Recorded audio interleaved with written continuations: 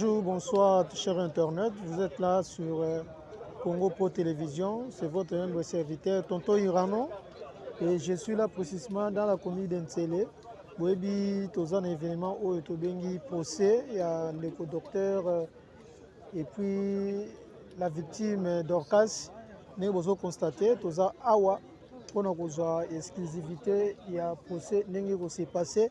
Et je vous demanderai toujours de rester branchés, scotchés sur notre chaîne Congo Pro Télévision pour ne pas rater l'événement.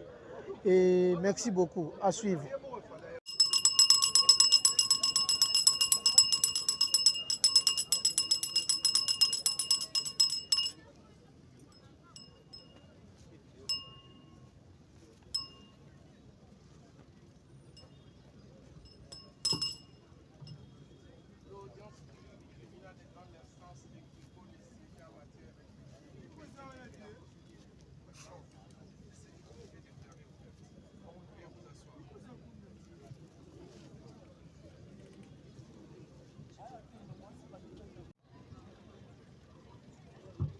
Monsieur le greffier, pour la lecture de l'extrait de rôle.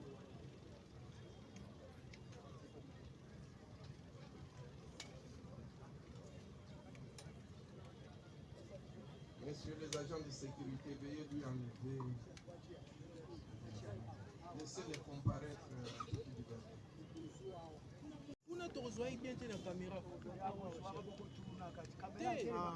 Papa, tiens, photo, papa.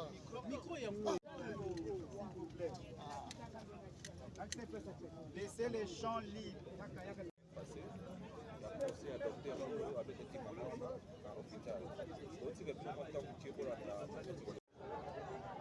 Le tribunal appelle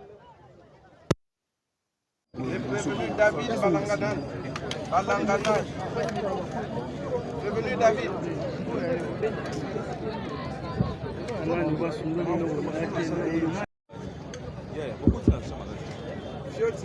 Chef Bozo Mouké, Tokani Baninga. Sur le greffier qu'à l'appel de la cause à l'audience ici.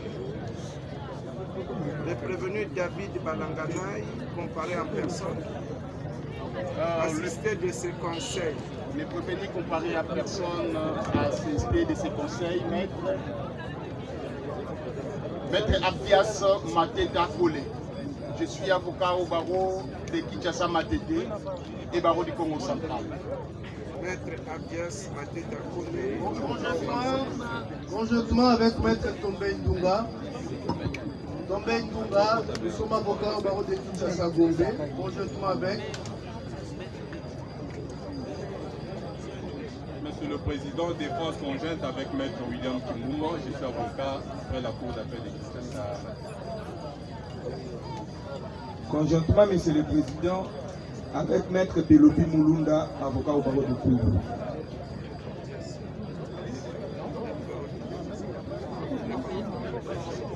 Monsieur le Président, Maître Léon Tchouboua, avocat au barreau du Kassai central, comparé pour les comptes du docteur David Bala. Comparution conjointe avec Maître Aimé Emungu, avocat au barreau du Kassai de Kinshasa Matete.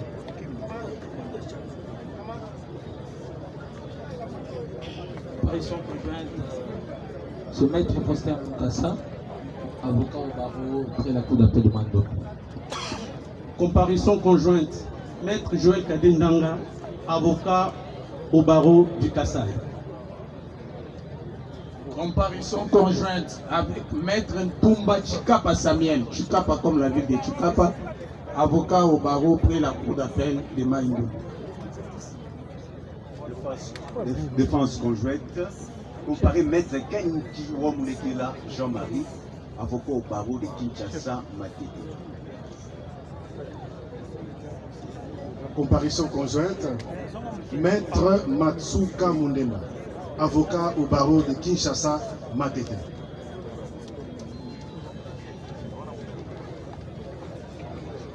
La défense sera également conjointe avec Maître Thomas Keboudi, avocat près la cour d'appel de Kinshasa. Maître Thomas Keboudi. Thomas Keboudi. Barreau de Kinshasa. Il y en a deux dans la ville.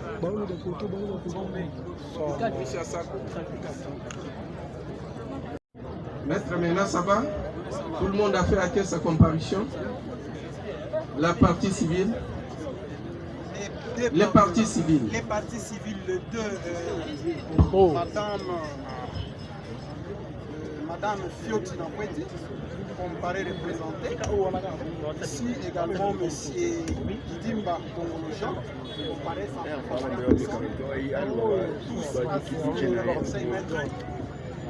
je disais, les parties civiles comparaissent. Les parties civiles comparaissent. L'une représentée, l'autre en présence, assisté de leur conseil, Maître Kibungula Lumbidi Liévin. Kibungula Lumbidi Liévin, j'ai comme Gilbert. Kibungula Lumbidi Liévin, avocat après la cour d'appel du Congo. Comparaison conjointe avec. S'il vous plaît, maître. Nakweti. Monsieur Kidimba. Monsieur Kidimba est là? Oui, il est. D'accord. Comparé en personne. Allez. S'il vous plaît, il y a même un rectificatif. Oui. Parce que lorsque nous avons parlé de la victime, nous avons oublié qu'elle était mineure d'âge. Alors, nous estimons qu'il sera difficile qu'elle soit directement impliquée sans être assistée, soit représentée, accompagnée de ses parents. Alors, mais c'est Madame Fioti Blair.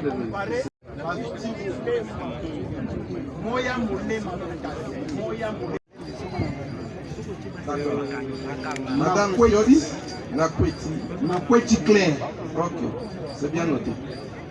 Allez-y, maître, faites acter vos comparaisons. Oui, je disais, tous deux comparaissaient, assistaient de leur conseil, maître Kibungula Lumbidi Liévin, comparution conjointe, je disais, avocat après la cour d'appel de Kouilou, comparution conjointe avec. Comparution conjointe avec Maître Simiré Mouzidi Roi Elodie, avocat après le barreau de cour après la cour d'appel de Kinshasa Matete. Conjointement avec Maître Loati Kolomosa. Comparution conjointe avec Maître Blanchard Solo, je suis avocat au barreau après la cour d'appel du Kouilou. Maître Chitungambi Claude du barreau de Kouilou. Maître Vincent Sefou, avocat au barreau de Maniema. Des références des contrôles de comparaître devant lui. Le médecin directeur de l'hôpital général des références de Kinkol est avec nous ici. Il passe devant.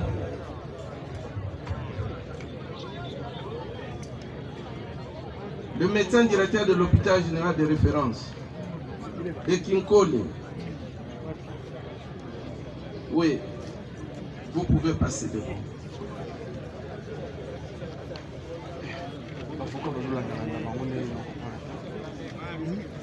Vous serez entendu comme expert ou enseignant. Il n'y a pas lieu que vous soyez assisté. Monsieur le docteur, vous appelez comment? Allez-y. Votre nom? Je m'appelle docteur Lumenga Mondomba José. Lumenga Mondomba José. Ok, d'accord. Avant de poursuivre avec vous, le tribunal, quant à sa saisine, examinant sa saisine, constate que la dernière feuille d'audience du 27 mars 2026 renseigne que cette cause a été remise à l'audience de séjour. Poursuite de l'instruction. La remise était contradictoire à l'égard de toutes les parties. Sur ce, le tribunal se déclare valablement saisi à l'égard de toutes les parties. Sur remise contradictoire, nous examinons d'abord notre saisine. Et c'est après que vous allez intervenir. À moins que vous voulez intervenir pour aider le tribunal à apprécier sa saisine. Oui, allez-y. J'ai soulevé la question sur la régularité de la constitution de cette partie civile. Ils se sont présentés devant vous pour acter comme cette partie civile, estimant qu'ils ont eu mandat de leur client. Et l'audience passée, leur client était majeur. Mais on est surpris par une magie judiciaire. De voir que la même partie civile qui a comparé pour les intérêts d'une personne majeure estime aujourd'hui que la partie civile est mineure et aujourd'hui maintenant c'est la représentation. On se pose la question, le tribunal doit se déclarer saisi sur base du rapport ou bien sur base de ceux qui se sont prononcés maintenant. Parce que maintenant ce n'est plus les mandats de la personne, maintenant c'est la représentation, point d'interrogation. Parce que le tribunal voulait se déclarer déjà saisi sur base de la feuille d'audience. On avait renvoyé de manière contradictoire. Il y a un fait nouveau qui se présente devant vous. On voulait que le tribunal se prononce sur ces faits avant que nous puissions avancer, parce que nous, on a des preuves qui prouvera plus tard la qualité de la dame. Nous avons dit. Premier jeu. Lorsque nous avons fait acter notre comparution ou non et pour les comptes de la victime, nous avons suivi les débats de l'autre côté, prétendant que nous n'avons pas reçu mandat de venir parler au nom de cette personne. Et nous avons répliqué brutalement en disant que c'est cette même personne, elle est l'unique qui peut nous contester aujourd'hui les droits pour dire je ne vous ai pas donné mandat, pourquoi vous parlez à mon nom. Donc nous avons dit qu'il y a défaut de qualité dans les chefs de cette personne qui revendique cela. Parce qu'aujourd'hui, Madame Dorcas est représentée par les avocats qui sont là et c'est nous. Et c'est lui qui parle en son nom pour dire non, je ne vous ai pas donné mandat de parler à mon nom. Qui est-il? Nous disons que cette personne n'a pas qualité. Il y a défaut de qualité, nul ne plaide par procureur. Deuxième élément, nous avons dit conformément à l'article 69, la loi est claire. La loi dit toute personne lésée. Et quand on dit toute personne, qu'elle soit mineure, majeure ou qui, lorsqu'elle est lésée, lorsque l'action publique est déclenchée, cette personne peut sans doute se présenter devant les juges, se greffer à l'action du ministère public. À ce jour, l'objectif de la constitution de la partie civile, c'est pour bénéficier des réparations. Au moment opportun, lorsque le tribunal constatera qu'il y a irrégularité de notre constitution de la partie civile de madame dont nous faisons allusion, nous n'allons pas bénéficier des dommages et intérêts. Donc aujourd'hui, c'est de précipité prématuré de revenir sur ce débat qui était déjà clôturé. À ce jour, nous avons rectifié que cette fille était mineure d'âge au motif que les PV qui sont versés au dossier indiquent clairement que cet enfant est mineur. Et conformément à l'article 10 de la loi portant protection de l'enfant, nous disons qu'elle est mineure. Et celui qui doute, la loi, le dernier alinéa de l'article 110 du code de la loi portant protection de l'enfant, celui qui doute que cet enfant n'est pas majeur n'a qu'à apporter une autre preuve. Donc nous n'allons pas inutilement nous retarder sur cette question. Nous croyons avoir répondu sur des points. D'abord sur la procuration spéciale qui n'ont pas reçu eux-mêmes. Il y a défaut de qualité pour parler ou non de notre client. Deux, nous présentons conformément à l'article 69 qui dit que toute personne a le droit de se présenter en justice lorsque l'action publique est ouverte. Nous avons, sous réserve de revenir lorsqu'il faut gagner du temps. N'est-ce pas? Et pour le moment, j'ai l'impression que je voudrais demander aux avocats de retenir leur souffle, de prendre leur mal en patience, de permettre au tribunal d'abord d'apprécier sa saisine. Et les restes des questions, les autres détails pourront être discutés après. Bien, parce que le tribunal était en train d'examiner sa saisine, il a dit qu'il est saisi à l'égard de toutes les parties ici présentes, partie civile, ainsi que prévenu David, sur remise contradictoire de la cause. C'est point. Hein? Donc on est saisi à leur égard sur remise parce qu'à l'audience passée, nous avons remis cette affaire de manière contradictoire à leur égard. Je ne sais pas pourquoi, où se posent les problèmes. Mais pour le moment, aujourd'hui, le tribunal constate qu'il y avait suite de l'instruction, nous l'avons dit, chaque partie avait demandé au tribunal ou avait donné le nom des témoins à entendre. C'est-à-dire les témoins à charge et à décharge. Mais apparemment au dossier, aucune d'elles n'a fait diligence pour que toutes ces personnes-là comparaissent. Aussi bien du côté du prévenu le témoin à décharge que du côté de la partie civile, côté témoin à charge.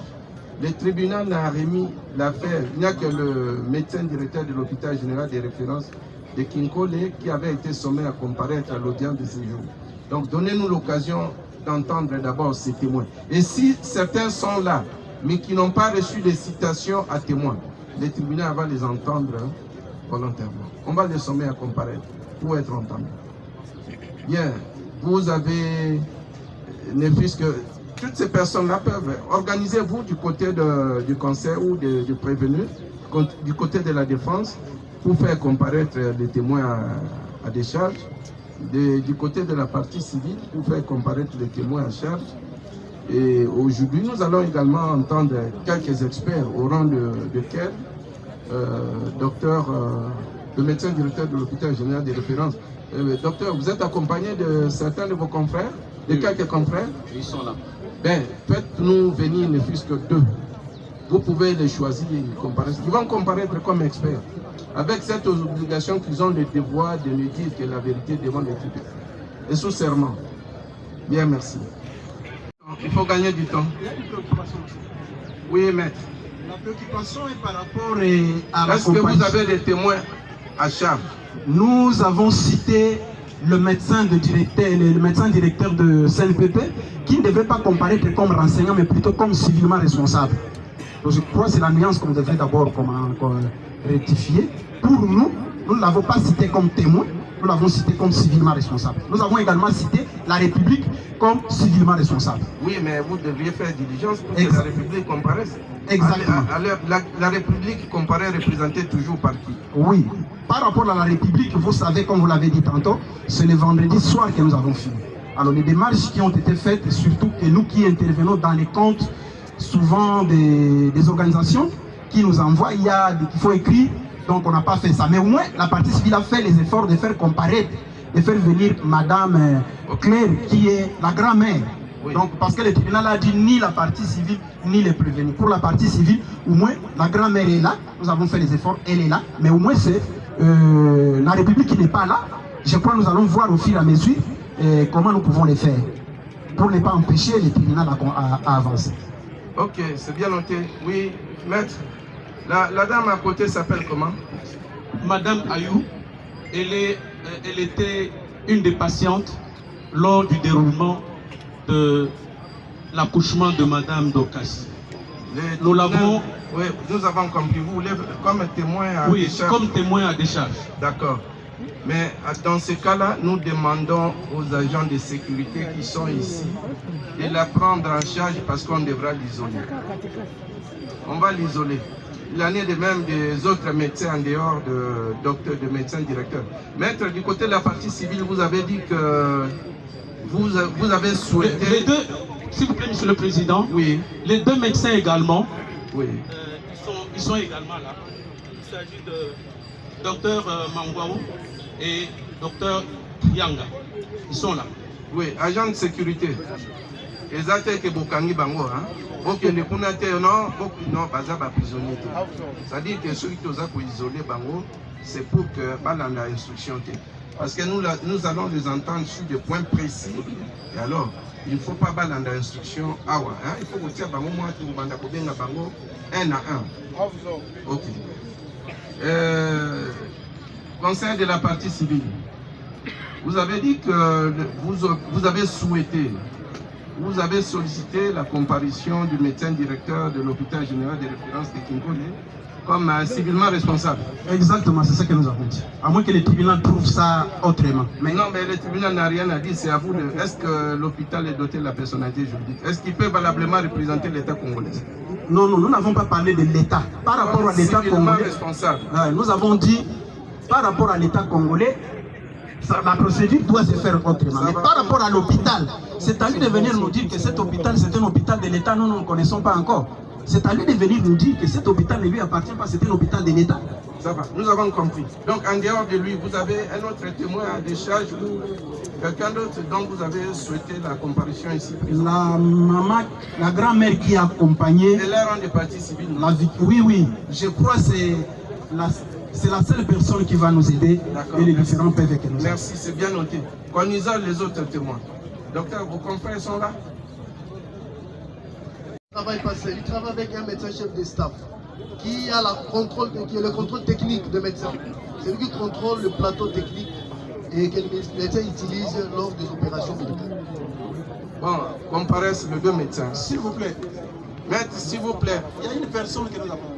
Oui. Témoin. Oui. Donc, parmi les témoins, nous estimons qu'il est nécessaire que l'hôpital qui a accueilli la victime, Diamant, puisse comparaître pour nous dire effectivement la situation de l'enfant, comment ils l'ont reçu. Est-ce qu'il y a quelqu'un qui représente valablement l'hôpital Diamant ici, qui a été envoyé par l'hôpital Diamant pour venir nous donner la situation de la victime? Il est là? Sur place, apparemment il n'est pas encore arrivé. Bon, mais s'il n'est pas là, s'il est là, vous allez le dire. Parce qu'autrement, nous allons laisser indéfiniment ici. Oui, parce que nous a posé la question de savoir si nous avons des témoins à faire. Oui, mais normalement, vous devriez faire un témoin très capital pour nous qui viendra nous dire l'état. Il n'est pas là. De la victime. Il n'est pas là, maître. Vous constatez avec moi qu'il n'est pas encore là. S'il est là, nous allons l'entendre. Hein, le tribunal n'a pas de raison de... Ils vont exiger un document aussi du tribunal, allez se comprendre ce que ça va faire. Oui, mais si vous aviez besoin d'une citation à témoin, vous savez ce que vous deviez faire. Vous ne l'avez pas fait. Merci beaucoup, monsieur le président. Merci. Bien, docteur, tous deux, vous pouvez passer ici devant. Bon, devant le micro là. Le tribunal va vous identifier sommairement. Hein. Est-ce que la fois dernière, docteur, médecin, directeur de l'hôpital, vous avez été identifié? Bien. Le tribunal procède à votre identification sommairement parce que vous serez entendu dans un premier temps, en dépit de ce que la partie civile a dit, vous serez entendu comme un expert. Oui, maître, on peut avancer. Oui, c'est pour dans les cas d'avancer. Si on peut mettre le médecin à côté, il est entouré des conseils de prévenir à qui nous ne faisons pas confiance, on risque de souffler de petites réponses, qu'il soit un peu distant. Non, maître, nous sommes en train de le suivre, nous savons ce qui se passe. Et nous lui avons rappelé, s'il vous plaît maître, nous lui avons rappelé qu'il va comparer. C'est quand même un assermenté. Hein?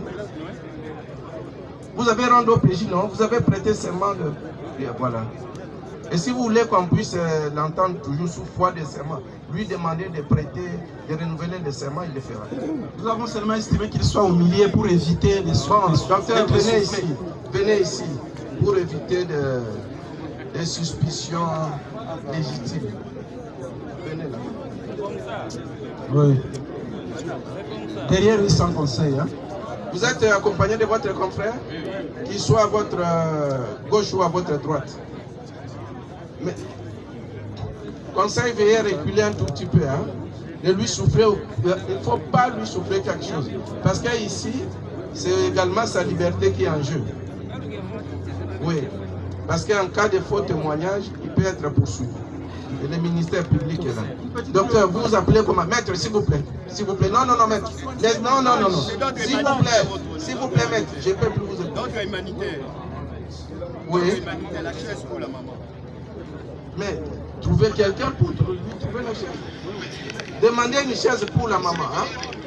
Bosenge la ekiti. Bosenge la maman kiti. Mutumoka pesa ekiti.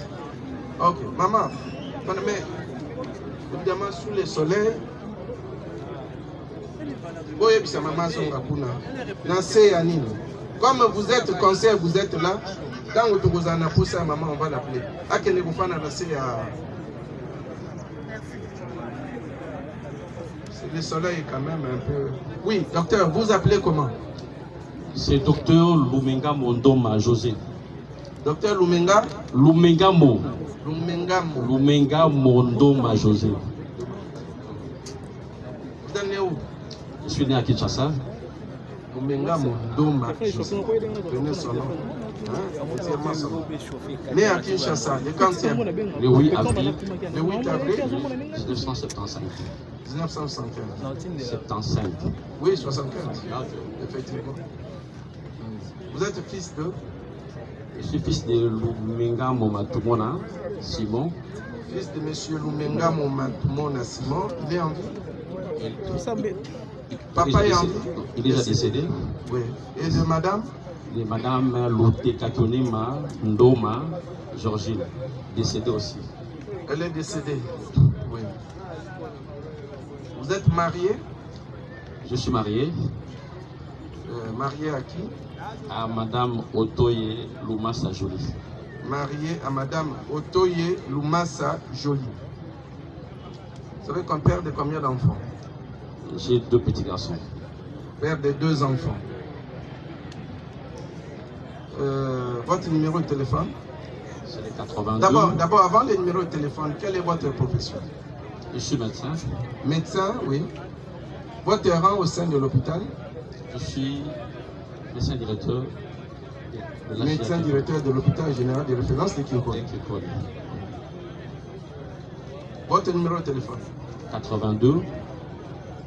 82 16 000. 16 000 85. 87. 85. Et maintenant, comparez votre collègue qui est juste à côté. Confrère, hein? Oui, docteur, vous appelez comment? Je suis docteur Tessim Futoko Lusami. Vous êtes né où? À Matadi. Né à Matadi, le 40e? Le 14 janvier 1976. Le 14 janvier 1976, hein? Oui. 76. Oui. Fils de? Tessie Widimo Wilson. Fils de Tessie Widimo Wilson.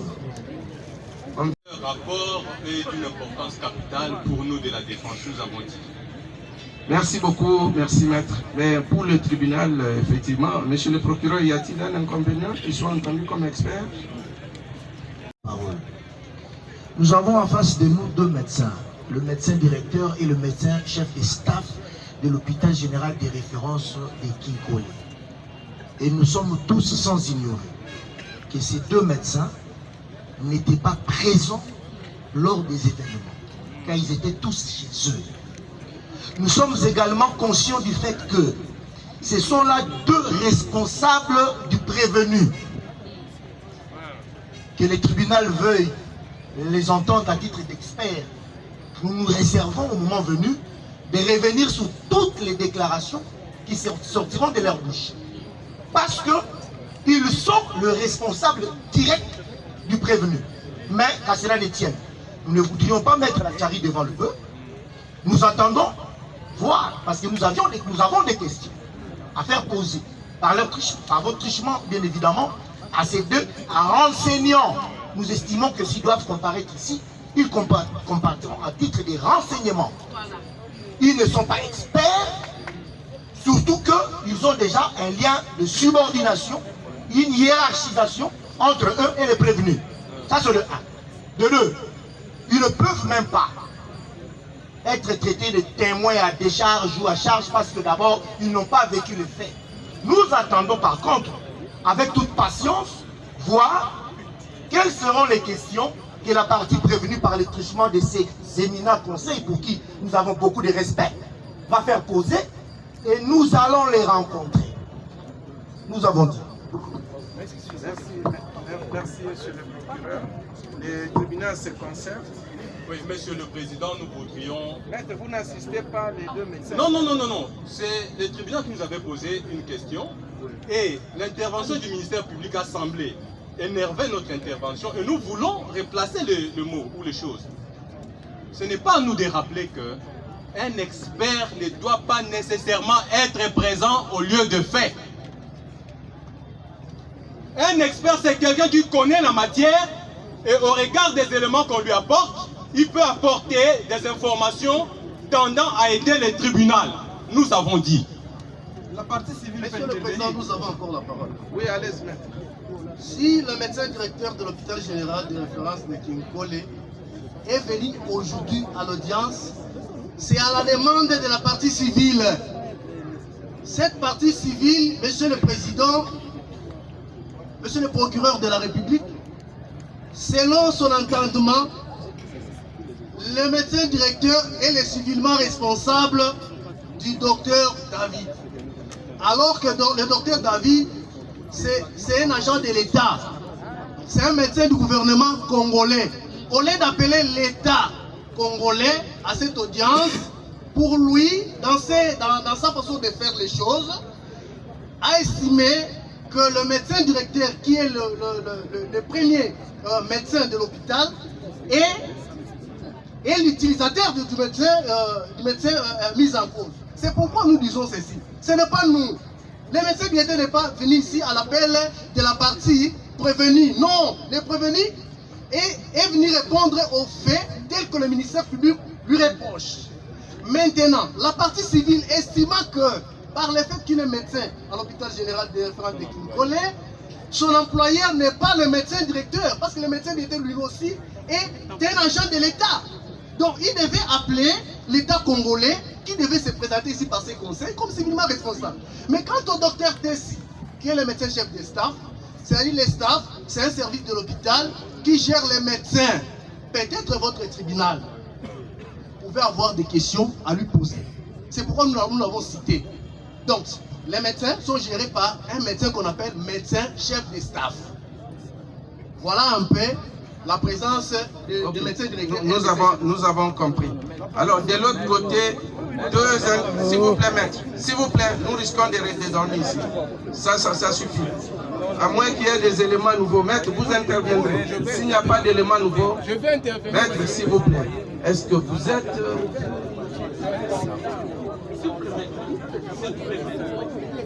Ben, qui est ici, devant ici, en rouge? Allez-y, sur quel point? Dites-nous sur quel point. Vous voulez intervenir sur quel point?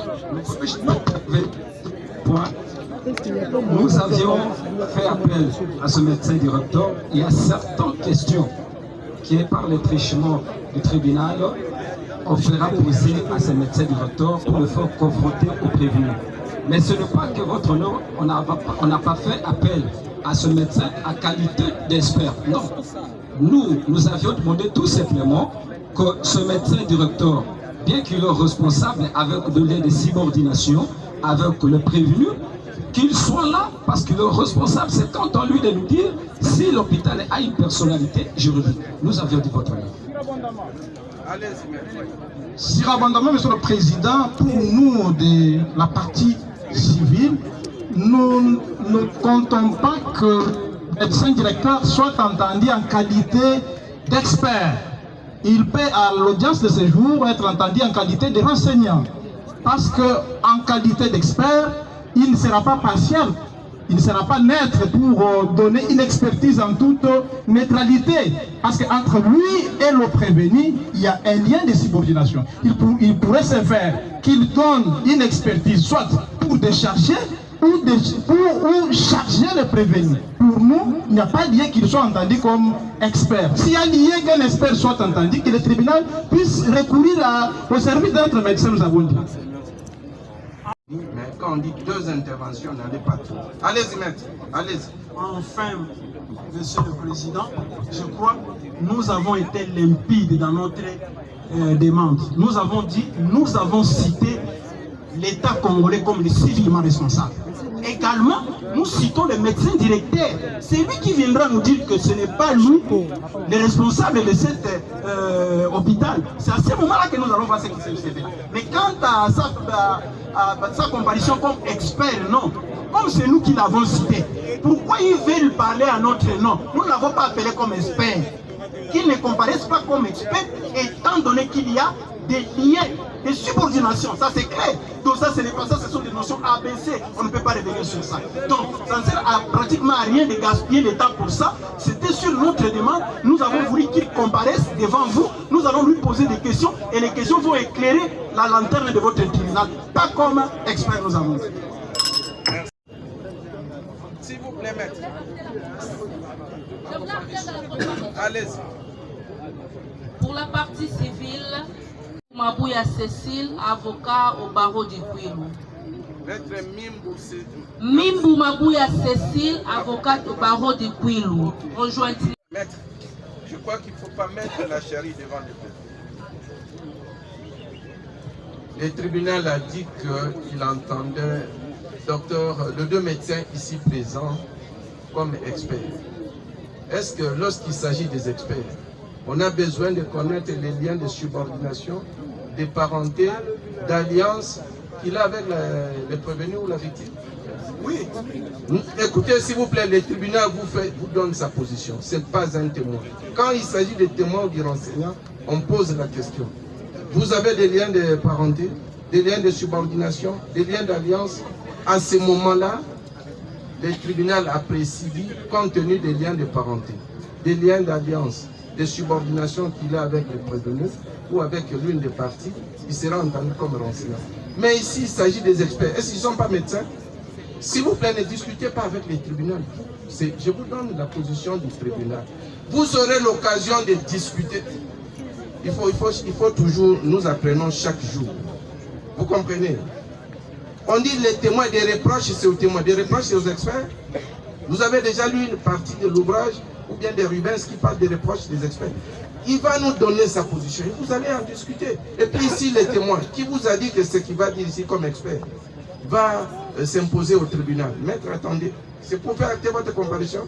Non, attendez d'abord, le tribunal parle. Vous êtes venu en retard, il faut attendre. Il ne faut pas couper, parce que si à tout moment nous devons interrompre pour permettre à un conseil de faire acter la comparution, ça ne va pas aller. Donc, nous l'entendons à titre d'expert. Et ce qu'il dira ici sera soumis à votre appréciation. Vous allez en discuter. Il n'y a pas parole d'évangile. Vous pouvez contester ces dépositions, les témoins de la partie, et ils seront entendus sous poids de serment. C'est-à-dire, s'ils viennent nous mentir ici, le ministère public pourra les arrêter pour faux témoignage. Vous comprenez ça? Et d'ailleurs, ce n'est pas la partie civile qui a sollicité la comparution, c'est le tribunal qui a demandé au maître. Les coquilles l'a sommé à comparaître à l'audience de saisie. Bien, docteur, je crois que vous étiez avec nous à l'audience passée. J'étais là. Est-ce que vous pouvez nous dire ce qu'a dit la déontologie médicale lorsqu'un médecin rencontre la résistance de la victime ou de la patiente? Lorsqu'un patient refuse de collaborer, quel doit être le comportement du médecin? Ça, c'est la question, l'une des questions du tribunal. Sans doute, le ministère public pourra également vous adresser des questions.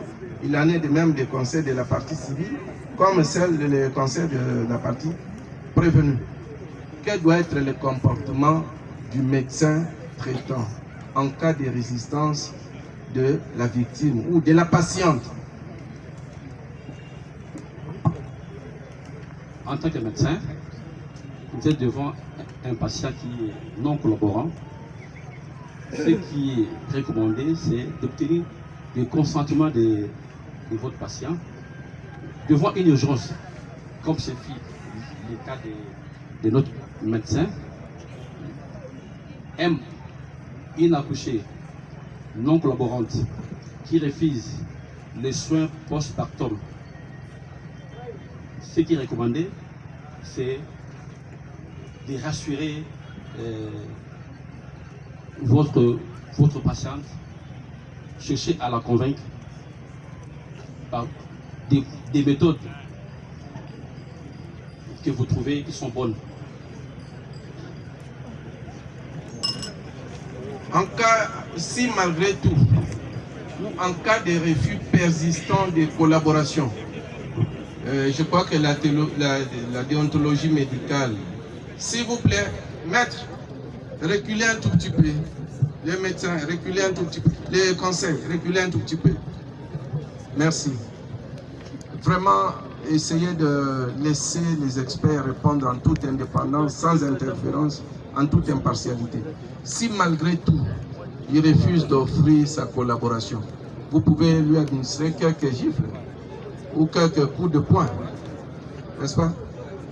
Oui, docteur. Nous voudrions savoir si les coups de poing, parce que vous avez parlé de méthodes, si les coups de poing constituent ou figurent parmi les méthodes à utiliser pour obtenir cette collaboration.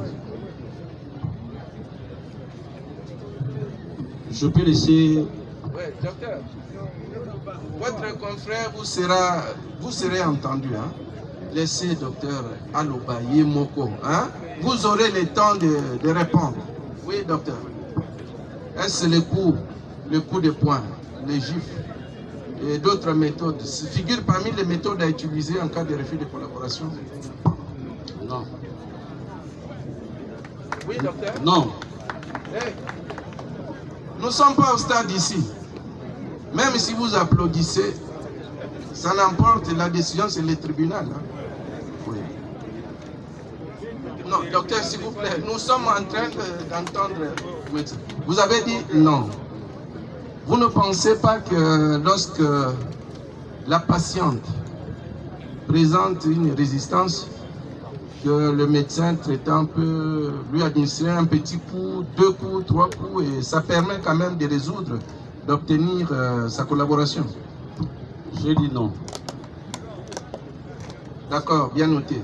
Docteur, médecin chef de staff, à cette question, comment vous répondez? C'est-à-dire, lorsque vous êtes devant une urgence... S'il vous plaît, sous foi de serment, vous êtes assermenté. Effectivement. Vous avez l'obligation de ne dire que la vérité, effectivement.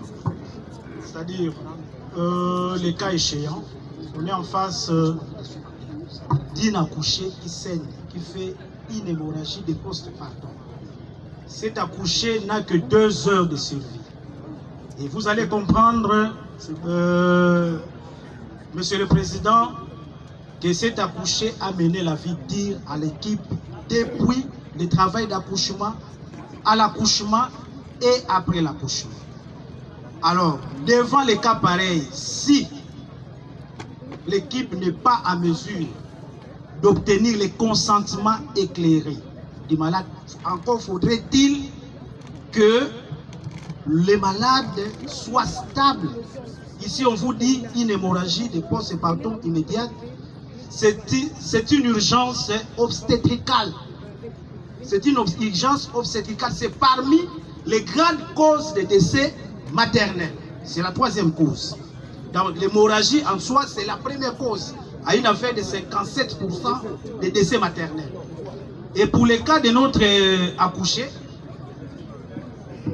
avec des déchirures de parties molles, l'idéal pour lui sauver la vie est d'aller fermer les robinets. Parce que vous pouvez mettre du liquide, donner du sang, ça va continuer à couler et le malade va mourir. Alors pour les cas échéants, on cherche les consentements éclairés du malade. Le malade n'adhère pas.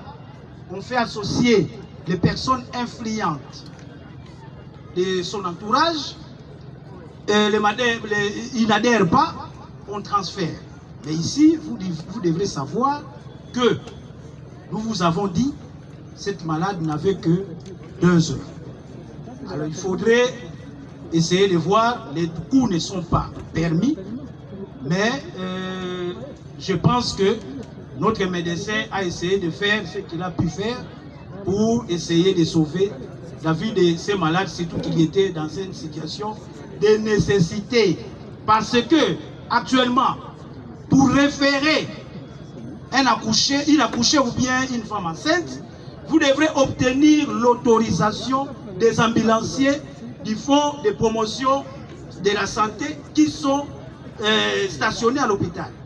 Ces ambulanciers-là, lorsque vous leur présentez une note de transfert, ils commencent par capturer la note de transfert, ils envoient à leur hiérarchie, et la hiérarchie cherche l'hôpital qui a une disponibilité pour recevoir ces malades. Ce n'est qu'après ils vont revenir vers vous et puis prendre les malades. Donc tout ça, ce sont des formalités administratives longues qui pourront concourir à ce que les malades puissent perdre sa vie. Mais aussi, nous devons savoir, en notion de maternité, nous parlons des soins de maternité respectueux. Ces soins de maternité respectueux qui incluent les soins humanisés partent de la conception. Pour que l'accouchement soit un acte heureux, un événement heureux, tout le monde qui est aux côtés de la gestante doit aider la gestante à accepter d'abord sa grossesse pour que demain, quand elle va accoucher, elle ne puisse pas poser problème, qu'elle puisse collaborer. Mais ici, vous allez constater avec nous, selon les informations reçues, la gestante a été abandonnée par les propriétaires de la grossesse, l'auteur de la grossesse. Sûrement, vous avez vu, elle a été accompagnée de sa grand-mère.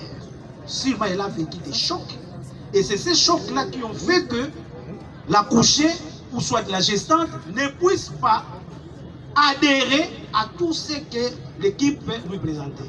Il vous souviendra, ces malades ou cette gestante nous a été référée d'un centre de santé de soins de Biboua. Et selon les informations reçues, pardon, de BAT, selon les informations reçues, là-bas, elle était catégorique. Elle refusait tout ce qu'on lui a demandé, voire même, elle refusait qu'on puisse le faire. Et on nous l'a référé pour une césarienne. Et c'est la dextérité de nos médecins qui a fait que, effectivement, au lieu de réaliser la césarienne, qui pourrait peut-être écourter, je peux dire, sa parité, ils ont estimé que la femme pouvait accoucher par la voie basse tout en essayant de l'accompagner. Et l'accompagnement a commencé dès 17h25 qu'ils l'ont réussi jusqu'à ce qu'on l'avait suturé. Merci. Merci, Monsieur le Président, pour la parole à nous accorder. Monsieur le Président, la première préoccupation que nous avons est celle de savoir qu'il n'y avait pas d'autres moyens à part les coûts qui pouvaient résoudre ce problème. Deuxième préoccupation, Monsieur le Président. Pourquoi l'accouchée a refusé de collaborer? Est-ce que les experts, surtout le responsable de staff, peut nous expliquer clairement qu'est-ce qui a motivé le refus de l'accouchée de collaborer avec son médecin traitant? Merci, monsieur le procureur. Oui, docteur, vous avez la parole. Hein? Oui. Concernant les refus, je pense que j'ai parlé de l'accompagnement que devait bénéficier cette gestante de la conception jusqu'à l'accouchement. Parce que l'accouchement, la grossesse, elle se porte pendant 9 mois. Nous sommes sans ignorer que la plupart de ces jeunes filles qui tombent enceintes sont tributaires de maltraitance au niveau de leur famille. Vous voyez? Et moi, je pense que c'est une grossesse qu'elle n'avait pas acceptée. Et puisqu'elle n'avait pas accepté cette grossesse, elle a voulu à tout prix que cette grossesse n'arrive pas au bout. Parce que, selon les informations reçues de l'équipe qui avait dirigé l'accouchement, au moment de la descente du fœtus dans les tractus génitales, la gestante fermait ses jambes complètement. Elle fermait ça complètement. Elle ne voulait pas qu'on puisse faire quelque chose. Mais Dieu aidant, on l'a accompagnée, elle a réussi à accoucher. Et concernant les méthodes, là aussi j'ai bien évoqué. C'est-à-dire, à défaut d'obtenir le consentement, on fait le transfert. Mais ici, le transfert était risqué. Le transfert était risqué parce que la femme n'avait que 2 heures de survie. Tenant compte de tout ce que je vous ai donné comme explication, je pense que l'équipe s'était jugée être dans une situation d'état de nécessité. C'est comme ça qu'ils ont essayé de déposer ces actes. Mais déjà, au nom de l'hôpital, je sais que l'audience est publique. Nous profitons de cette occasion pour demander d'abord pardon à toutes les mamans de la République, en partant de la Première Dame, qui ont été choquées par cette vidéo. Donc voilà un peu ce que je vais dire. Nous regrettons les faits, mais il est vrai que les résultats étaient là et que notre confrère a quand même pu faire quelque chose. Merci. Oui, docteur. De fait, mais la question vous était clairement posée. Est-ce que les coûts sont autorisés lorsqu'il y a défaut de collaboration? J'ai dit non. J'avais dit non et je vous ai signalé que probablement, tenant compte de l'état de la femme qui n'avait que 2 heures de survie, tenant compte de la procédure administrative longue pour le référencement de ces cas, les médecins s'étaient trouvés dans une situation de nécessité. Merci. Voilà. Est-ce que c'était les seuls moyens? On pouvait recourir à l'anesthésie. C'est-à-dire, une femme qui ne collabore pas, on peut donner une anesthésie générale pour l'endormir et puis travailler en paix. Mais ici, il vous souviendra, l'anesthésie générale a aussi des complications. C'est-à-dire, une femme qui est d'abord mentalement, je peux dire, instable, ce n'est pas une insulte, mais qui psychologiquement n'est pas vraiment en place et qui s'est agitée, souvent les anesthésistes savent l'anesthésie est efficace si le malade, d'abord lui-même, est collaborant. Parce que c'est d'abord là-bas, au cerveau. Merci, et puis, je vais terminer. Pour l'anesthésie générale, si la patiente, on ne savait pas si la malade avait mangé ou pas. Si le malade a un estomac plein, on peut assister à un syndrome de Mendelssohn, c'est-à-dire le malade, en se voyant relâcher les muscles du cou, ainsi que les sphincters glossopharyngés, peut faire un vomissement pendant l'acte et les vomis pourront passer au niveau des poumons et tuer le malade à l'instant. Voilà.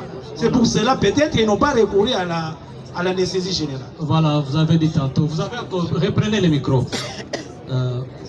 Vous avez dit que les cours ne sont pas autorisés en principe. Alors, est-ce qu'à votre niveau, c'est-à-dire au niveau de l'hôpital, aviez-vous sanctionné les médecins qui ont opéré de telle manière? Oui, on a sanctionné toute l'équipe des gardes.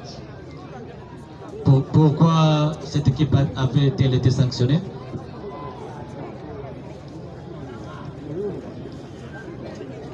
Aussitôt,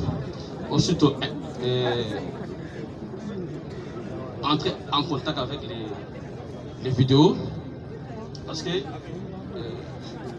l'équipe de garde n'avait pas signalé l'incident. Lorsque les vidéos ont circulé dans les réseaux sociaux, c'est alors que nous avons vu. Et le lendemain matin, j'ai vite convoqué la réunion des bons staff. On a pris des décisions pour sanctionner l'équipe de garde, ceux qui ont travaillé cette nuit-là. Quelles sont les sanctions prises? C'est juste une suspension préventive. Donc, et nous avons transmis les dossiers à la division provinciale de la santé et à l'inspection provinciale de la santé. Merci. Je crois, dernière intervention du ministère public. Avant de passer la parole d'abord au Conseil de revenir pour réagir. Merci beaucoup, Monsieur le Président, pour la parole que vous accordez. Nous aurons deux questions pour le médecin-chef de staff. Mais avant cela, qu'il nous soit permis de relever plusieurs contradictions dans ces dépositions, lorsque tantôt, il confirme qu'il est interdit, quoi qu'il en soit, de porter des coups à une accouchée pendant ce moment-là, mais que ces mêmes médecins-chefs de staff vous disent également, quelque part dans ces propos, que les confrères ont réagi par nécessité. Nous allons y revenir au moment venu, car depuis un certain moment, l'on est en train de mettre en évidence cette théorie de nécessité, oubliant que nous sommes en face d'une privipare, une fillette, même pas une femme, qui vient pour la première fois accoucher, qui est surprise de cette douleur ô combien intense que subissent ces mamans. L'on voudrait tenter de la victimiser comme pour justifier qu'il y aurait une mauvaise prise en charge en amont qui pourrait conduire. Ce sont des comportements que nous allons y revenir au moment venu. Mais notre question, pour rester dans l'instruction du dossier, est que le médecin-chef de staff nous dise, n'y avait-il pas un autre procédé pour tenter de maîtriser la fillette, nous précisons. Parce que même au CNPP, là où on garde des malades mentaux, je n'ai jamais entendu là où on aurait administré des coups à un fou. Jamais. Il y a plusieurs procédés tels que l'immobilisation. Vous pouvez utiliser la main-d'œuvre humaine pour immobiliser quelqu'un. Vous pouvez utiliser même des chaînes, comme dans certains centres de santé mentale, Et lui-même, le monsieur chef de staff, a précisé que dans ce genre de situation, l'on peut également administrer une anesthésie locale. Mais pourquoi doit-il encore estimer que son confrère aurait agi en cas de nécessité? Quelle est notre question? S'il estime qu'il est interdit de porter des coups à une accouchée pendant ces instants-là, comment peut-il encore estimer qu'une femme qui n'a que 2 heures pour survivre, qui a perdu pratiquement tout son sang, qu'il soit encore possible de lui administrer un coup? Comment justifie-t-il cela? Attendez, docteur. Merci, monsieur le procureur. Je crois qu'il avait répondu à la première question, mais parce que l'instruction orale, on lui repose encore. N'y avait-il pas d'autres procédés pour maîtriser la patiente? Et la seconde question, c'est monsieur le procureur. Pourquoi estime-t-il, pourquoi justifie-t-il l'acte du prévenu? Parce qu'il a dit dans ses propos qu'il aurait agi par nécessité. Pourquoi il estime que c'est de la nécessité que de porter des coups à une personne dans ces conditions-là? Ok, docteur, allez-y. Vous pouvez répondre rapidement. Hein. Oui, monsieur le président, je pense que concernant les autres méthodes, j'ai été clair. On peut transférer les malades, tout comme on peut utiliser l'anesthésie générale. Et je vous ai donné les contraintes liées à chaque alternative qui était présente. Concernant l'état de nécessité, j'ai dit peut-être les confrères s'étaient retrouvés dans un état de nécessité concernant en voyant les tableaux cliniques de sa patiente ainsi que la procédure administrative qui est longue. Mais curieusement, je suis en train de suivre quand même monsieur le procureur qui est en train d'affirmer que dans cette situation, on pouvait enchaîner les malades, on pouvait les brutaliser avec les mains, je ne sais pas, c'est ce que j'ai pu entendre. Oui, c'est ce que j'ai pu entendre. On pouvait enchaîner les malades, on pouvait les tenir, tout ça avec les mains. Ça, c'est aussi une violence physique, s'il vous plaît. Une patiente ou une accouchée constitue, on ne peut pas commencer à les brutaliser ou à les tenir, je ne sais comment, parce que vous ne saurez même pas si tirer. Parce que les lésions se trouvent dans les tractus vaginales. Et là-bas, il faudrait ouvrir, voir. Si elle ne collabore pas, vous ne saurez pas effectivement poser votre acte. Donc je pense que c'est ce que j'avais dit. Merci. Merci beaucoup. Je crois que... D'accord, il y a les procureurs qui voudraient faire une observation. Monsieur le Président, nous nous rendons compte que nous ne sommes pas en face d'un expert, mais nous sommes en face d'un avocat du prévenu. Nous avons. Monsieur le procureur, merci beaucoup, mais pourvu que vous ne puissiez pas décourager les experts qui sont ici. Ils risquent de se retenir et de ne pas donner leur version de fait ou de ne pas donner leur science. Il va falloir leur donner l'occasion. Vous allez tirer toutes les conséquences après. Bon, pour le moment, de ce côté, du côté du prévenu, vous choisissez de concerter vous. Il n'y a que 2 conseils qui vont intervenir. Par rapport à la déposition ou aux dépositions des experts. Du côté de la partie civile, 2 aussi. Vous allez intervenir. Maître, vous êtes partie civile. On donne 2 aux prévenus, on donne 2 à la partie civile. Vous pensez qu'on doit vous donner 3? Non, là c'est injuste. Parce que nous sommes c'est 2-2. le président. Vous êtes avec le ministère public. Vous oubliez ça. C'est 2-2. Ne discutez pas avec les candidats. C'est 2-2. Le droit de la défense ne sera pas. Les prévenus, vous devez vous concerter. Ce n'est pas tout le monde qui va prendre la parole. 2 conseils du côté du prévenu. Messieurs les experts, ne partez pas, nous restons avec vous. Hein. En cas de besoin, on peut toujours vous faire revenir. Monsieur le Président, vous êtes concertés 2. Qui intervient de votre côté? Je commence, Monsieur le Président. Monsieur le Président, nous avions quelques questions à poser. Oui, affaire à poser. Allez-y. D'abord au médecin directeur de l'hôpital général de Kinkole, l'hôpital général de référence de Kinkole. Oui, proposez ces questions. La première question. Est-ce que les contraintes physiques sont-elles permises en cas d'urgence? La première question. La deuxième. Quelles sont, puisqu'il parle de méthodes, quelles sont les méthodes reconnues face à une urgence dans les cas où un médecin est en face d'une femme qui saigne? Si ces méthodologies sont là, listées, il peut nous les répéter clairement devant votre auguste tribunal. La troisième question, Monsieur le Président. Quelles sont les missions nobles d'un avocat, d'un médecin? Et la quatrième question, Monsieur le Président. En quelles circonstances l'hôpital général de référence peut faire un transfert?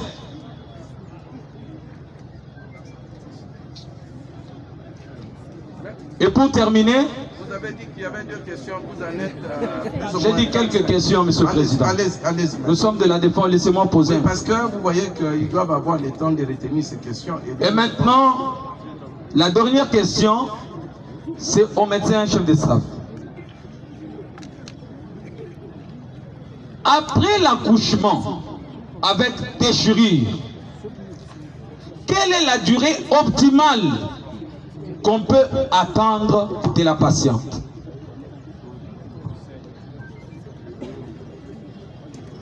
Nous avons dit. On peut nous compléter. Non. Le médecin répond d'abord parce qu'il y a pratiquement 5 questions. Après, j'ai 6. Il répond et puis vous revenez de votre côté. Les questions ont été plus ou moins divisées. Et puis, la parole sera accordée au conseil de participation. Allez-y. Merci. La première question. La première question, si les contraintes physiques étaient permises. Je l'ai dit tantôt, non. Allez-y, docteur. Non, vous pouvez lui répéter directement.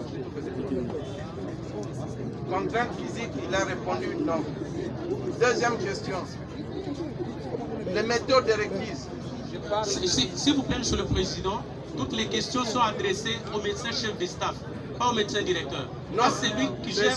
Ils sont tous experts. Oui. Non. Tout ce que nous voudrions dire, Monsieur le Président. Laissez-les répondre. Après avoir répondu, les médecins chef de staff, il ne faut pas opposer les experts. Pourquoi vous voulez opposer les experts? Les méthodes. Ils répondent d'abord. Mais non. Monsieur David, attendez, vous allez réagir après. Ils répondent d'abord. Oui, allez-y. Devant une hémorragie de postpartum. Maître Mateta, vous allez intervenir après Maître Mateta. Attendez. Oui. L'attitude du médecin. Alors, nous savons qu'on est devant une hémorragie du postpartum. C'est une urgence urgente. Et nous travaillons toujours en équipe. En équipe. Donc, ce n'est pas un travail d'une seule personne. C'est l'équipe tout entière qui est à l'œuvre, qui travaille. Alors, quant aux méthodes, le staff venait de tout relater ici, tout détailler. On a parlé de l'anesthésie ici, qui n'était pas possible, hein, compte tenu de l'état de l'accouchée. On a parlé du transfert, qui n'allait pas marcher, compte tenu aussi des embouteillages, la lenteur dans le référencement des malades. Alors, c'est peut-être qu'on pouvait faire, bon, pas être extrême violence, pas être aussi extrême. Donc, utiliser des méthodes qui ne sont pas des méthodes rassurantes qui peuvent convaincre votre patient à adhérer justement à ce que vous lui demandez de faire. Il y a une autre question à laquelle il n'a pas répondu. Il y a une autre question. S'il vous plaît. Quelle est la durée? Mais apparemment, on avait répondu, on a parlé de 2 heures. Que la patiente n'a que 2 heures. Ne revenez pas sur des questions déjà posées. On doit gagner du temps. C'est aujourd'hui la décision doit intervenir. Alors, il ne faut pas abuser du temps de...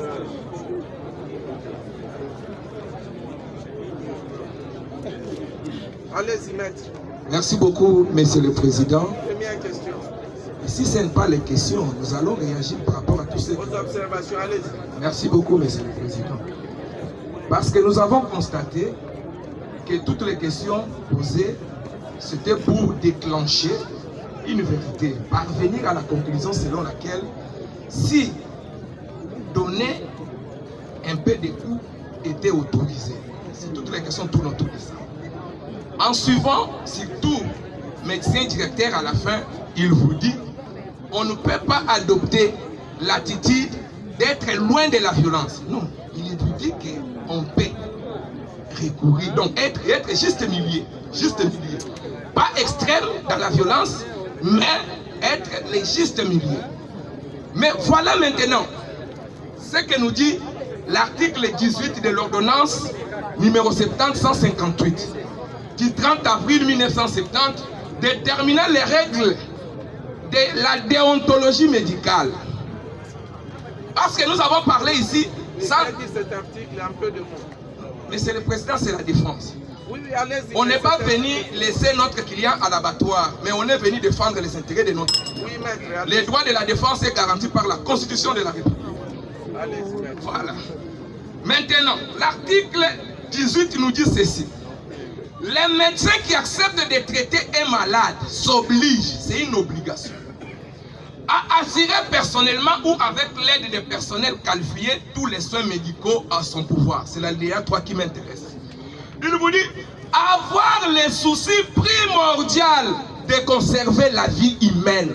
Ici, on est dans la déontologie, parce que les gens ont parlé, ont condamné la violence sans produire aucune disposition de la déontologie. L'article 33, dans les cas sous examen, il vous dit, au cours d'un accouchement dystocique ou prolongé, comme c'est le cas, les médecins doivent se considérer comme étant les seuls juges des intérêts respectifs de la mère et des enfants. La loi dit qu'il est l'unique juge. Alors qui peut condamner l'acte posé par le médecin? Parce que la loi lui dit, il est l'unique juge d'observer quel est le nécessaire qu'il pouvait faire pour sauver la femme et les enfants. Voilà. Le professeur Niabirou.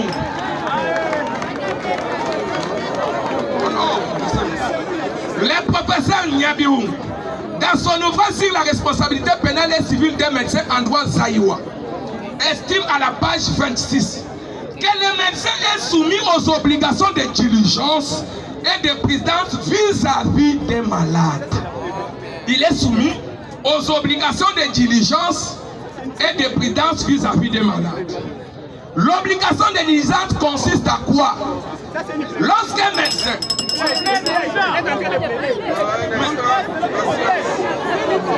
Ce sont des observations, on a parlé... Votre attention. Voilà, docteur, maître, oui, voilà. Nous venons d'entendre les experts. Gardez votre souffle, vous allez plaider cette affaire. Ce n'est pas la plaidoirie si on est en train de réagir par rapport à ce qu'on a dit. Oui, ce n'est pas un problème. Oui. Voilà, ce qu'il faut faire, c'est ceci. Oui. Vous réagissez brièvement par rapport aux dépositions des experts pour dire si vous êtes pour ou contre. Si vous êtes pour ou contre, c'est la raison pour laquelle... Un instant. Si vous êtes contre, vous dites, je ne suis pas d'accord avec lui sur ces points, sur ces points, sur ces points, parce que, et rapidement, vous avez fini. C'est la raison pour laquelle j'ai dit, je ne pouvais pas parler comme quelqu'un de la rue. Il faut me référer à la loi et à la doctrine. C'est pour encadrer ce qu'ils ont dit, je dois répondre avec la loi. Parce que les obligations déontologiques ne sont pas aléatoires dans le domaine de la médecine comme les gens le croient. Les obligations déontologiques sont l'œuvre d'une loi en République démocratique du Congo. Donc pour juger les actions contraires à la déontologie en République démocratique du Congo, on doit interroger la loi pour dire est-ce que l'acte posé par l'autre est conforme à la loi? C'est la question qu'on se pose. C'est pourquoi quand on a dit que la violence, non. C'est là où je voudrais réagir. Moi j'ai dit la violence conformément à la loi. Si elle doit constituer une cause suprême pour sauver un malade, l'article 33 et l'article 1er alinéa 3 nous soutient. C'est abondamment. Si les médecins, s'il vous plaît, maître, résumez, vous avez une minute. Je suis en train de résumer. Je suis en train de chiter. Je suis en train de chiter. Je suis en train de chiter. Vous avez une minute. Je suis en train de chiter. Vis-à-vis de ses obligations, si un médecin ne remplit pas ses obligations, voilà ce qui arrive. S'il se soumet au caprice du malade, ici nous parlons de l'ostotanasie. L'ostotanasie peut te conduire à constituer l'infraction, te considérer comme responsable d'un meurtre ou d'une assistance à personne en danger. Donc devant un cas pareil, la personne doit agir. Je n'entre pas encore dans les débats en droit. Nous allons y revenir au moment opportun. Merci. D'accord, c'est bien noté. Maître, nous avons dit que... Nous voulons faire reposer la question aux médecins, aux deux médecins qui se sont présentés, au regard de la loi si évoquée. La même loi à l'article 28, si la même partie peut nous lire à l'intention du tribunal, que dit cette loi, et nous voulons poser la question aux médecins experts. Leur article 28... Réagissez par rapport, oui. Vous avez suivi les experts. Oui, j'ai réagi.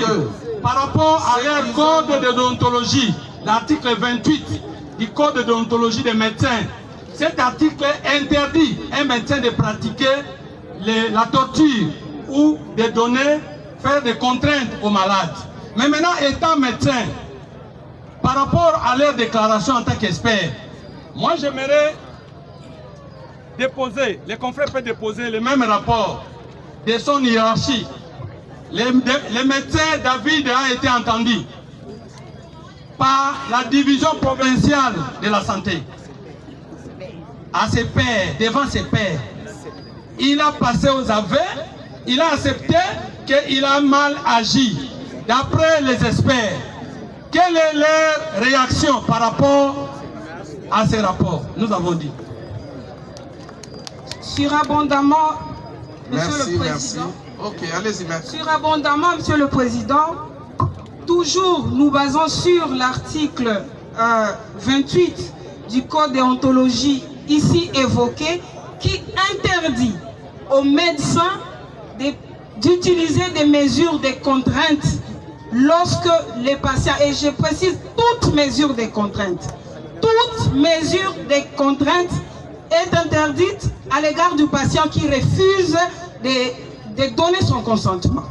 Ici, Monsieur le Président, parce qu'on parle de l'état de nécessité, quelles sont les conditions qui sont requises pour qu'on retienne l'état de nécessité? Elles sont trois, Monsieur le Président. Et la première, c'est la nécessité de l'acte. Ici, il y a la commission de l'infraction qui doit être l'unique moyen pour éviter le danger. Est-ce que c'était la commission ou les coups administrés sur les patients, sur la patiente, qui était l'unique moyen? Parce que c'est ça la condition première pour que l'état de nécessité soit retenu. Deuxième condition, Monsieur le Président, le danger doit être actuel et imminent. Eux-mêmes, Monsieur le Président, ils ont dit que la patiente avait encore 2 heures de vie. 2 heures, ce n'est pas 2 minutes, ce n'est pas 20 minutes, ce n'est pas 30 minutes. Dans 2 heures, une vie peut être sauvée. Une vie peut être sauvée autrement que par l'administration des coûts sur une personne que eux-mêmes ils ont dit dans un état de vulnérabilité psychologique avérée. Ça c'est la condition qui n'est pas qui n'était pas réunie pour la deuxième. Et pour la troisième condition, Monsieur le Président, la proportionnalité de l'acte. Donc, ici, entre les coûts que nous avons vus, qui ont causé la clameur publique, des coûts, s'il vous plaît, Monsieur le Président, et une pauvre mineure d'âge, dans un état extrême de vulnérabilité. Monsieur le Président, où est la proportionnalité? Où est-ce qu'on entre ces coûts-là administrés? Est-ce que ces coûts-là administrés ne pouvaient-ils pas l'être pour stabiliser la patiente et sauver sa vie? Parce que ici, nous saluons le fait que la vie a été sauvée. Oui, la vie a été sauvée, mais elle ne devait pas l'être par l'administration des coûts auxquels qu'on a observé. Et donc, ici, l'état de nécessité ne peut pas être.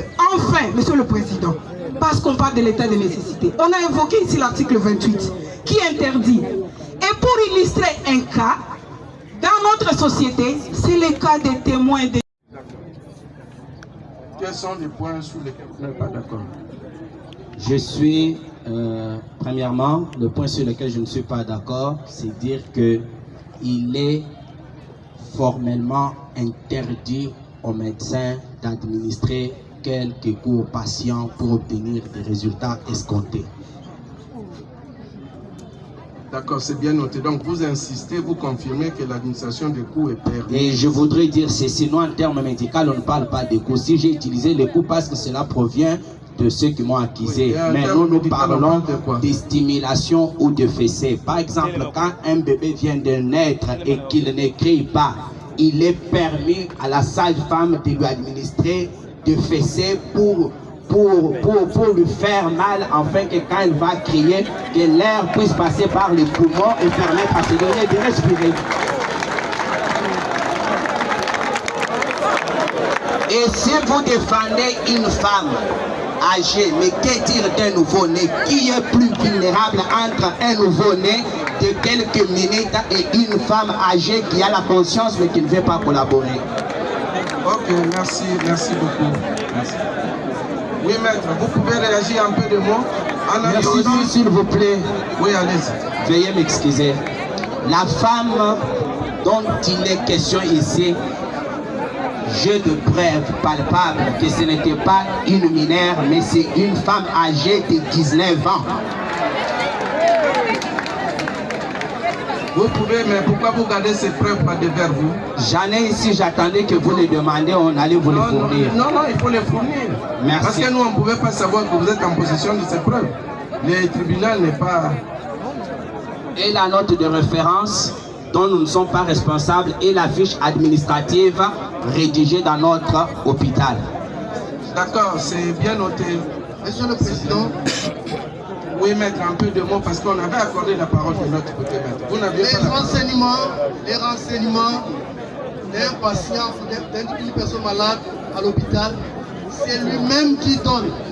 Vous allez constater que l'administratif de l'hôpital, l'administration de l'hôpital, l'agent ne pose que des questions et les réponses viennent du patient ou des accompagnants du patient. Vous allez constater que dans la lettre de transfert, qui a transféré Madame Dorcas, Mademoiselle Dorcas dans notre hôpital, dans l'hôpital général des Vrais de Gingolé, et la fiche de Madame Dorcas renseigne unanimement clair que Dorcas a 19 ans. Ça, c'est pas... C'est bien noté, c'est bien noté. Merci, Monsieur le Président. Maître, un autre élément, un élément nouveau? Oui, l'élément nouveau, c'est par rapport à l'état primipare de cette fille. Elle a obtenu, comme l'ont dit les experts, elle a eu cette grossesse d'un garçon qui a pris fuite. Sa mère est morte il y a 5 ans.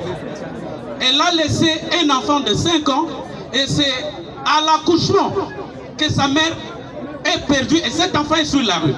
Et la dame, telle que présentait Madame Dorcas, Mademoiselle Dorcas, elle vivait en dehors. Et d'ailleurs, c'est sa grand-mère qui a dit elle n'écoute jamais.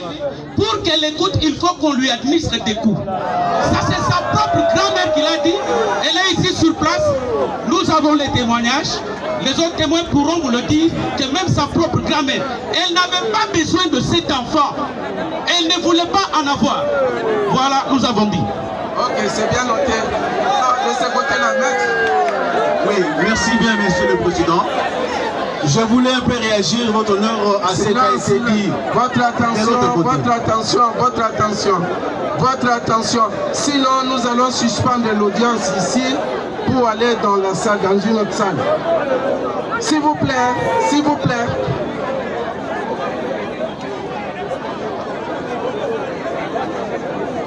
Je pense qu'on a pris toutes les dispositions pour que la sécurité des uns et des autres soit assurée.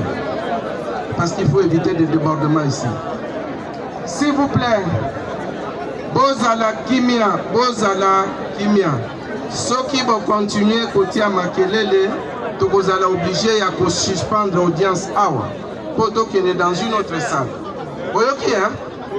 Nous ne sommes pas dans un terrain de football. Vous voyez, ceux qui moyens mais notre cliente serait majeure. Du fait qu'elle soit majeure, on peut lui administrer des coups comme on le veut. Monsieur le Président, l'article 61 de la Constitution de la République démocratique du Congo dit ceci. En aucun cas, et même lorsque l'état de siège ou l'état d'urgence aura été proclamé conformément aux articles 85 et 86 de la présente Constitution, il ne peut être dérogé aux droits et principes fondamentaux énumérés ci-après, notamment les droits à la vie, l'interdiction de la torture et des peines ou traitements cruels, inhumains ou dégradants. Je ne me limite que là. Monsieur le Président, l'acte que le dit prévenu a posé a été sanctionné même par ses pairs. Les prévenus, le médecin a été, votre honneur, auditionné par ses pairs. Nous avons les rapports. Votre honneur, en matière pénale, la preuve est libre. Le rapport est dans votre table. Il est dit ceci. Déclaration de l'intéressé lui-même. Au cours de l'audition, le docteur Balanganaï a reconnu le fait qu'ils lui sont reprochés, à savoir 1. Avoir porté des coups à une parturiente sur les lits d'accouchement. Ne pas avoir respecté les règles déontologiques et professionnelles applicables en salle d'accouchement. Il n'a pas fourni des justifications valables quant aux raisons de son comportement. Maintenant, il y a ce qu'on appelle l'observation de son hiérarchie. On lui reproche ce qui suit. Les faits constituent une faute lourde au sens des statuts spécifiques des médecins des services publics de l'État, décret numéro 06 par 131 du 11 octobre 2006, notamment l'article 16, 5, respect de la vie et de la dignité humaine. Il a violé l'article 5 qui parle du respect de la vie et de la dignité humaine. Ça, ce sont ses pairs qui le sanctionnent. L'article 7 a été violé, qui parle du respect de la déontologie médicale. Également l'article 25, Monsieur le Président, je cite. Nous ne sommes pas encore à ce niveau. Je cite, votre honneur, c'est une réaction. Brièvement les rapports que nous allons les dire. Votre honneur, ces rapports a été reconnu par le médecin traiteur. Les rapports venaient de son hiérarchie.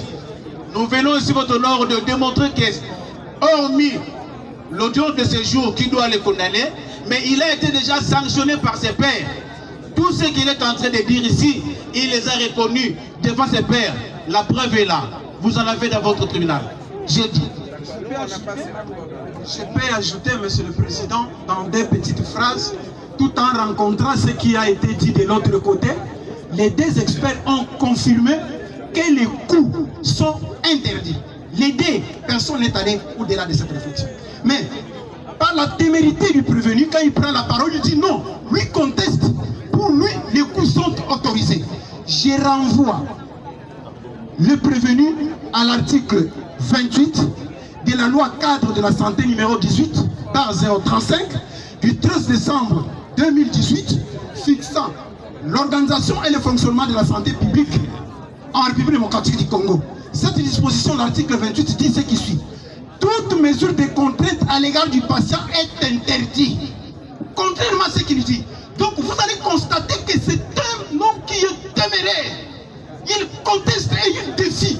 Et s'il n'a pas peur des robes des râteaux chinois, vous croyez que dans la salle où il a transformé la salle d'accouchement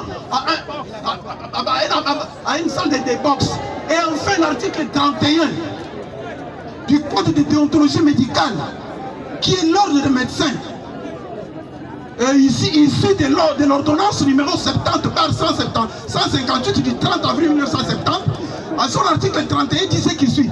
Les médecins doivent s'efforcer d'amener les malades à accepter l'acte décidé. En cas de refus, il peut cesser ses soins. Entre parenthèses, sauf urgence. Mais il ne peut pas les imposer. Ça, c'est la loi qui dit. Mais vous constaterez que le prévenu est en train de mettre en cause même les textes. On peut se référer à tout.